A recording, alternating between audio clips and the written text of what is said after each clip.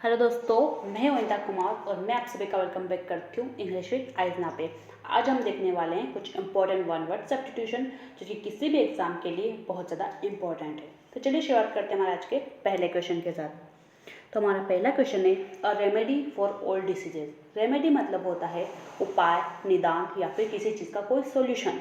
तो एक ऐसा सोल्यूशन, एक ऐसा उपाय जो कि हर बीमारी के लिए काम आता हो, उसे अपन एक शब्द में क्या कहेंगे। यहाँ पे हमारा ऑप्शन नंबर ए है स्टोइक।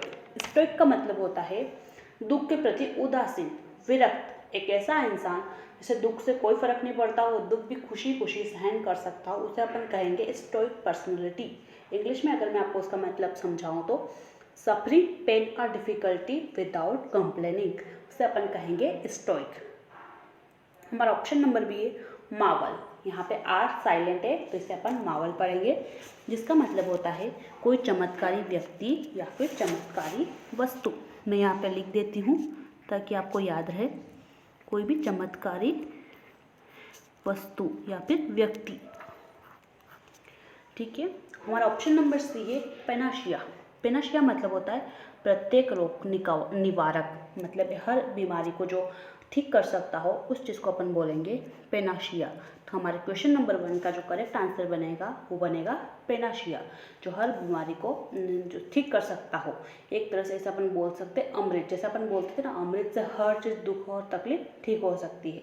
तो एक ऐसी औषधि है या एक ऐसी चीज़ें, उपाय है जिससे हर चीज़ ठीक हो सकती है। हमारा ऑप्शन नंबर डी है रिकम्पेंस। रिकम्पेंस का मतलब होता है जब किसी को हमारी वजह से नुकसान हुआ हो तो उसकी आपूर्ति करने के लिए पैसे देना या मदद करना, उसे अपन बोलते हैं रिकम्पेंस। इसे अपन बोल सकते हैं क्षतिपूर्ति करना।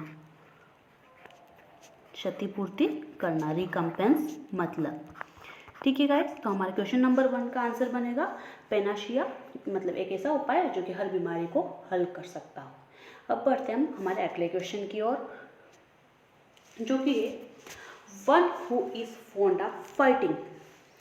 एक ऐसा इंसान जिसे लड़ाई करने का शौक हो, उसे अपन एक शब्द में क्या कहेंगे। यहाँ पे जो वर्ड यूज हुआ है फॉन्ड, इसका मतलब होता है शौक, मतलब एक ऐसा इंसान जिसे लड़ाई करने का शौक हो, और फाइटिंग मतलब लड़ाई। हमारा ऑप्शन नंबर ए है बेलिकोस। बेलिकोस मतलब होता है लड़ाकू, युद्धप्रिय या फिर लड़ाका। एक ऐसा इंसान जिसे लड़ाई करने का शौक हो, लड़ाका जिसे आप बोल सकते हो, या फिर युद्धप्रिय भी इसे आप कह सकते हो। तो बेलिकोस वह इंसान हो जाएगा जिसे लड़ाई करने का शौक हो। हमारा ऑप्शन नंबर बी है एग्रेसिव। एग्रेसिव मतलब होता है एकदम आक्रामक इंसान, क्रोधी इंसान, ऐसा लड़का जिसे या ऐसा कोई इंसान जिसे छोटी छोटी बातों पर गुस्सा आ जाता हो, उसे अपन कहेंगे आक्रामक। हमारा ऑप्शन नंबर सी है बेलिजरेंट। तो गाइस, बेलिजरेंट मतलब होता है कोई ऐसा इंसान जो भी कानून के हिसाब से लड़ाई कर रहा हो, जैसे कि हमारे देश के नागरिक या फिर सैनिक जिन्हें आप बोल सकते हो, जो कि कानून के हिसाब से अपने देश के लिए लड़ रहे हैं। तो हमारे देश के सैनिक को अपन बेलिजरेंट बोल सकते हैं। ऑप्शन नंबर डी है मिलिटेंट। मिलिटेंट का मतलब होता है कोई इंसान, ऐसा इंसान जो छोटी छोटी बातों पर लड़ाई करने पर आ जाए। अगर वो चुनाव लड़ रहा है तो वो वहाँ पे भी गन वगैरह का यूज़ करे चुनाव जीतने के लिए। हर जगह जो लड़ाई करके जीतना चाहता हो, उस इंसान को कहा जाता है मिलिटेंट। तो क्वेश्चन नंबर 2 का option number A correct answer बनेगा बेलिकोस, मतलब एक ऐसा इंसान जिसे लड़ाई करने का शौक हो। अब बढ़ते हैं हम आगे अगले क्वेश्चन की ओर, जो कि है small shop that sells fashionable clothes and cosmetic etc। एक ऐसी छोटी सी दुकान जहाँ पर फैशनेबल कपड़े और कॉस्मेटिक मिलते हैं, उसे अपन क्या कहेंगे। हमारा ऑप्शन नंबर ए है स्टोर। स्टोर मतलब होता है भंडार गृह या फिर भविष्य में उपयोग के लिए सुरक्षित सामान रखने की जगह। तो स्टोर मतलब होता है भंडार गृह। ऑप्शन नंबर बी है स्टॉल। स्टॉल का मतलब होता है छोटी दुकान जिसमें एक छोटी सी टेबल लगी हो या फिर आगे रखने की कोई जगह हो, तो उसे अपन बोलेंगे स्टॉल। स्टॉल का मतलब होता है छोटी दुकान और स्टोर मतलब भंडारगृह। ऑप्शन नंबर सी है बुटीक। बुटीक मतलब होता है कोई ऐसी छोटी सी दुकान जहाँ पर फैशनेबल कपड़े मिलते हैं और कॉस्मेटिक मिलते हो, उसे अपन कहेंगे बुटीक। तो क्वेश्चन नंबर 3 का हमारा करेक्ट आंसर बन जाएगा ऑप्शन नंबर सी। और हमारा लास्ट ऑप्शन है डी, बूथ। बूथ मतलब होता है टेलीफोन करने के लिए या फिर वोट डालने आदि छोटी छोटी चीज़ों के लिए जो वो एक बना होता है ना, छोटा सा चारों ओर से घिरा हुआ स्थान। आपने देखा होगा पुराने समय में जब मोबाइल नहीं हुआ करते थे और लोगों को कॉल करने के लिए वो टेलीफोन का एक छोटा सा बूथ बनाया जाता था, जहाँ पर आप 1 रुपये डाल के फ़ोन पे बात कर सकते थे, तो उसी जगह को अपन बूथ कहते हैं। अब बढ़ते हम हमारे अगले क्वेश्चन की ओर। That which can not be read, मतलब ऐसी चीज़ जिसे कोई नहीं पढ़ सकता हो या फिर पढ़ना असंभव हो, उसे अपन क्या कहेंगे? हमारा ऑप्शन नंबर ए है नेग्लिजिबल। नेग्लिजिबल मतलब होता है नगण्य या फिर उपेक्षणीय, कोई ऐसी चीज़ जिसको आप अनदेखा कर सकते हो, इसका कोई कीमत नहीं हो, उसको अपन बोलते हैं नेग्लिजिबल। हमारा ऑप्शन नंबर बी है इललेजिबल। इललेजिबल मतलब होता है जिसे पढ़ना कठिन या असंभव हो, अपाठ्य जिसे अपन कह सकते हैं।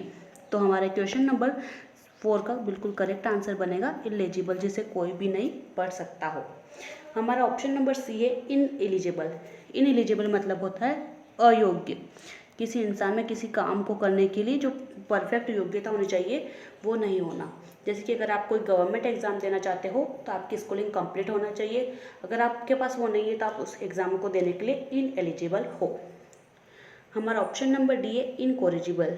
इनकोरिजिबल का मतलब होता है जिसका सुधार न हो सके या फिर असंशोधनीय, उसे अपन कहेंगे इनकोरिजिबल।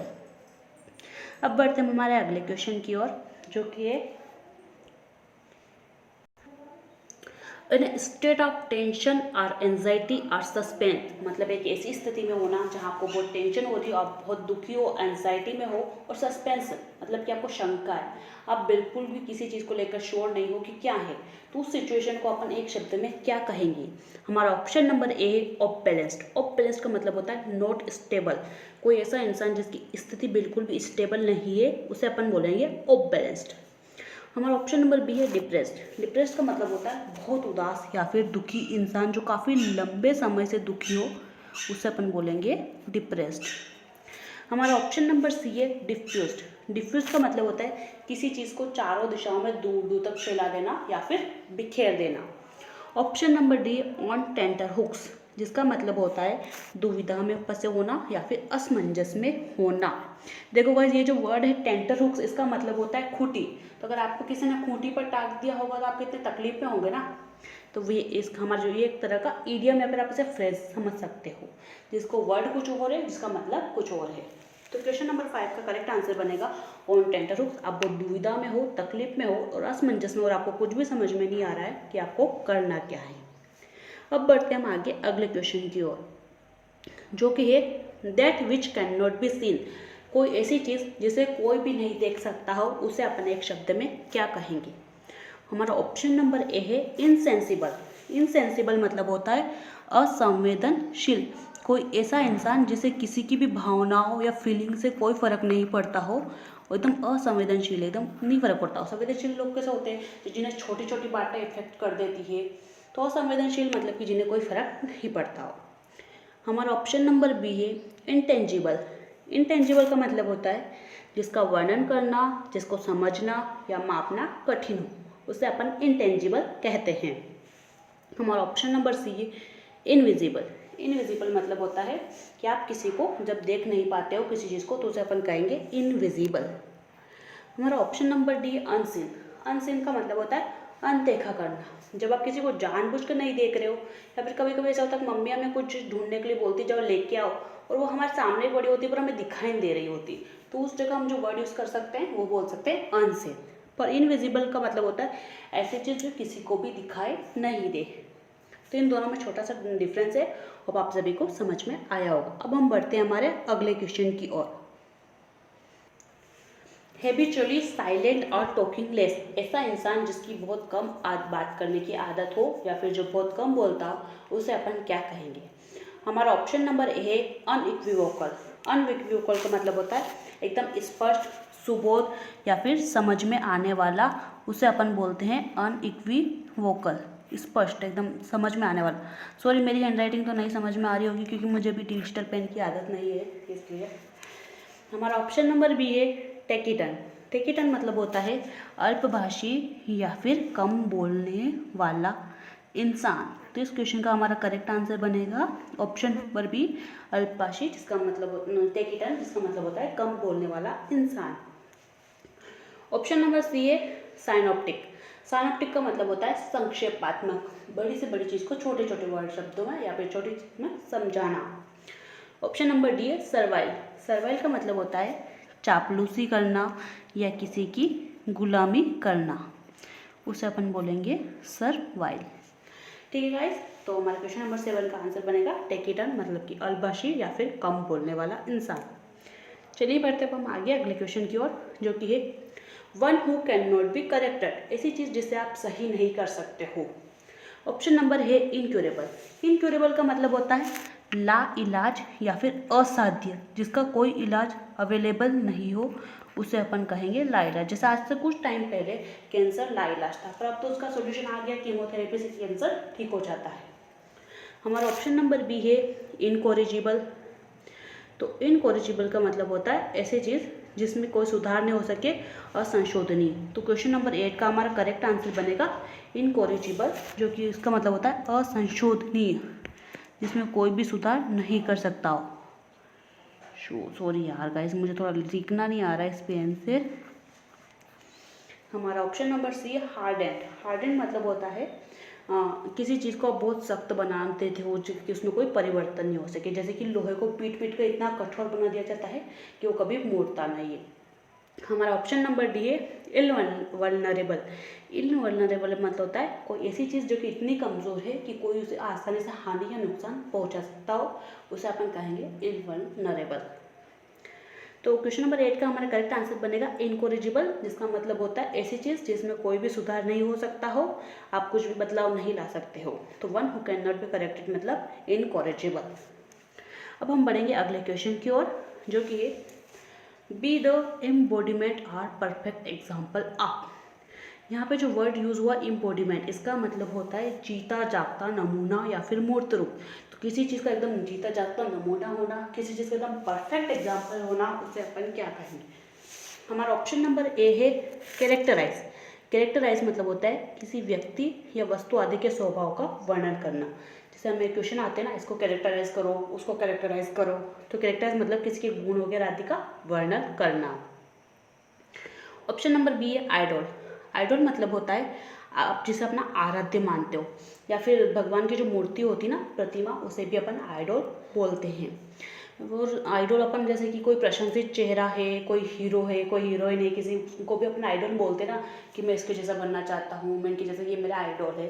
तो आइडोल के दो मतलब होते हैं, एक तो आप किसी को अपना आराध्य मानो, और एक और भगवान की मूर्ति को भी आइडोल कहा जाता है। हमारा ऑप्शन नंबर सी है पर्सोनिफाई। इसका मतलब होता है किसी गुण विशेष का मानव रूप में उदाहरण देना। तो जैसे कि चांद, चांद कोई इंसान नहीं है, पर लोग कविता में, पोएम्स में कैसे बताते हैं जैसे कि वो कोई इंसान हो, और एकदम उसका परफेक्ट एग्जाम्पल देते हैं, उसका जीता जागता नमूना देते हैं। तो पर्सोनिफाई मतलब इस क्वेश्चन नंबर आई का बिल्कुल करेक्ट आंसर बनेगा। सिग्निफाई मतलब होता है कुछ व्यक्त या फिर सूचित करना। तो आई होप गाइज आपको ये सारे वर्ड समझ में आए होंगे। अब बढ़ते हैं हमारे अगले क्वेश्चन की ओर, जो कि है to slap with a flat object. किसी को एकदम सीधी सादी चीज के साथ मार देना, उसे अपन क्या कहेंगे। हमारा ऑप्शन नंबर है चॉप। चॉप का मतलब होता है चाकू आदि से टुकड़े कर देना, किसी चीज़ के छोटे छोटे टुकड़े कर देना, स्पेशली चाकू वगैरह से, उसे अपन बोलेंगे चॉप करना। हमारा ऑप्शन नंबर बी है ह्यू। ह्यू का मतलब होता है किसी पत्थर या लकड़ी को काटना ताकि आप उसे एक स्पेशल शेप दे सको, वो जो प्रोसेस होती है उसे अपन ह्यू करते हैं। ऑप्शन नंबर टी है ना, यहाँ पे जी साइलेंट है, इसको अपन पढ़ेंगे नो। नो का मतलब होता है हमारे जो पिछले दांत होते हैं ना, इनसे हड्डी या फिर किसी भी कठोर चीज़ को एकदम कुतरना। जैसे कि कुत्तों को देखा होगा ना आपने, वो हड्डी वगैरह को कुतरते हैं, तो उस चीज़ को अपन बोलेंगे नो। या फिर नो के दो मीनिंग होते हैं। एक और मीनिंग इसका ये होता है कि लंबे समय तक किसी को चिंता या डर में रखना, या किसी को लगातार सताना। तो नो के भी दो मतलब होते हैं। एक तो आप अपने पिछले दांतों से किसी भी कठोर चीज़ को दबाओ तो उसको भी नो कहा जाता है, या फिर आप किसी को लंबे समय तक परेशान करो, डराओ धमका कर रखो, तो उसे भी नो कहा जाता है। हमारा लास्ट ऑप्शन है स्वेट। स्वेट का मतलब होता है किसी चपटी चीज़ से किसी को मारना, स्पेशली किसी कीड़े को मारने के लिए इस वर्ड का यूज़ किया जाता है। तो हमारे क्वेश्चन नंबर 10 का बिल्कुल करेक्ट आंसर बन जाएगा स्वैट, मतलब किसी चपटी चीज़ से किसी को मारना। तो गाइज ये थे हमारे आज के कुछ question. Thank you so much for watching this video. I hope आपको ज़रूर समझ में आए होंगे। सॉरी फॉर मेरी हैंड राइटिंग, धीरे धीरे मैं प्रैक्टिस करके इसको अच्छे कर लूँगी। चलो मिलते हैं नेक्स्ट वीडियो में, तब तक के लिए बाय बाय, टेक केयर।